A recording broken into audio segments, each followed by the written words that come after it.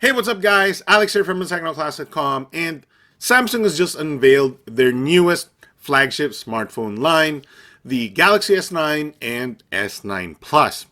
You couldn't really tell by looking at it though, because from the front, they're dead ringers for last year's Galaxy S8s. Enough so that consumers might be turned off by the very similar design. There is a slight difference though. The bezels are a hair smaller on the forehead and chin of the new phones. Turn it around though and you'll see it isn't the same. The fingerprint scanner is now below the camera module where it belongs, making fingerprint reading as natural as before they moved it to the weird place beside the camera lens. Still, it's a nice looking phone, but rather understated by today's standards. There's no exaggerated design cues here. You get simple lines, curved glass, and minimalistic all around. Except for all that glass fingerprint magnet stuff, of course. What's really changed though is what's inside. A new Snapdragon 845 or Exynos 9810 will power both devices, which in theory is 40% faster than last year's silicon. That's accompanied with the mostly standard 4 and 6 gigs of RAM on the S9 Plus. The main focus of changes though lie in the improved imaging and multimedia features. Let's start with the cameras. 12 megapixel OIS is standard here, but we're getting new tech in the form of variable aperture. Both the S9 and S9 Plus have f1.5 and f2.4 switchable aperture for the scenarios you'd need them for. Naturally, the phone would use the larger aperture for low light and adding extra blur into the background, while the f2.4 would be great for bright environments and better landscape photos. Exclusive to the S9 Plus is a secondary 2x zoom lens with optical image stabilization as well.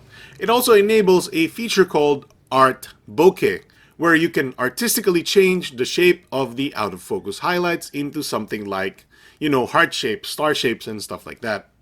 That is among the usual defocus mode and stuff you'd expect from dual lens devices as well.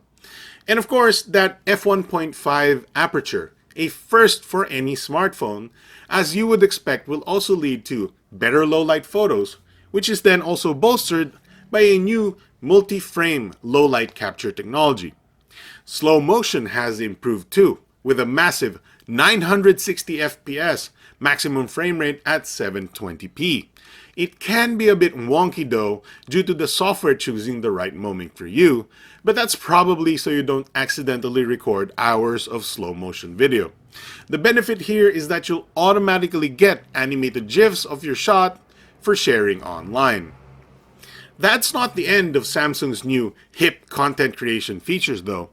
AR Emoji takes what we know about emojis and makes it a little bit more personal by creating an avatar in your likeness and allowing you to control it with your face and record emojis to send to anybody, to any phone or app as well. Hello, mga kuya. Blah, blah, blah. Galing. That's not bad, actually. Yeah. Quite an interesting feature that is more than just once removed from the competition. Plus, the phone also creates reaction GIFs in your likeness for the perfect little stinger to an online conversation. Disney character emojis will also be there for you to play with eventually, something that we're very much looking forward to seeing the memes of. What makes the aforementioned emoji stick is of course the phone's 8 megapixel selfie snapper, which as you'd expect also facilitates the face unlock feature. Samsung has also combined it with an iris scanner to provide much more secure facial recognition, something other Android smartphones are seriously bad at. What may be less welcome this year though is the return of Bixby, the AR recognition software that didn't quite nail it on the S8. Thankfully, it does come with new features like augmented reality maps, live translations, better recognition, and even identifying the calories in your food. Time will tell though if Bixby will be better accepted this time, but we wouldn't hold our breath. Finally, rounding out the last few features, we shouldn't forget about the new AKG-tuned stereo speakers with Dolby Atmos certification.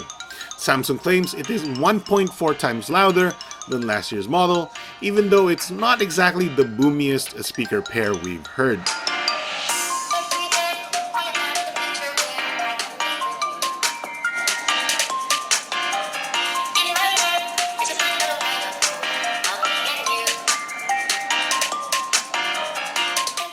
There's also a new low reflectivity screen, an upgrade that goes on top of basically the same QHD Plus displays from last year.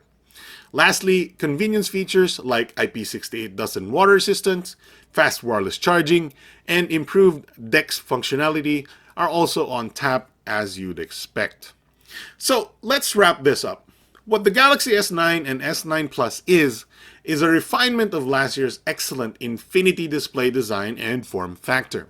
They've fixed the fingerprint scanner placement, improved the cameras even more, added fun features like slow motion and AR emojis, and bumped the silicon up to 2018's flagship chips. They're not an incredibly large leap from last year's models, but there's enough there, particularly in the emojis and cameras, to make them worth a look.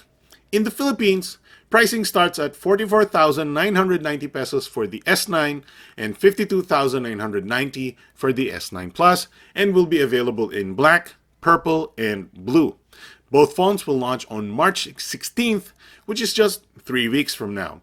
As usual, that comes with several freebies and discounts, especially for pre-orders, so make sure to read up on the perks before ordering to maximize what you're getting with your money. And that's about it for our hands-on of the newest flagships from Samsung.